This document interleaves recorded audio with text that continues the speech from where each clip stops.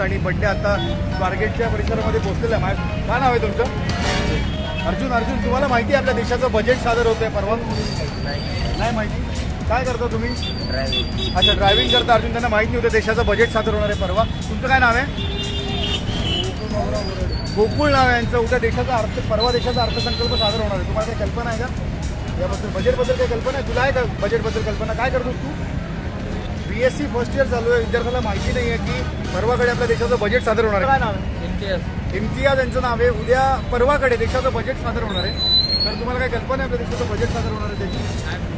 देशाचं बजेट सादर होणार आहे परवाकडे, अर्थसंकल्प. पण त्याबद्दल कोणाला काही कल्पना नाही. आता 4-5 जणांशी बोललोय.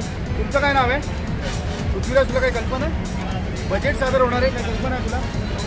सर्वसामान्य पुणेकरांच्या प्रतिक्रिया आपण घेतोय. आणि 1 फेब्रुवारीला देशाचा अर्थसंकल्प सादर होणार आहे. 28 फेब्रुवारीला जो सादर व्हायचा तो 1 तारखेला सादर होणार आहे. पण याच्याबद्दल कोणाला कल्पना नाही आहे. मी आणखीन पण बऱ्याच जणांशी बोलणार आहे.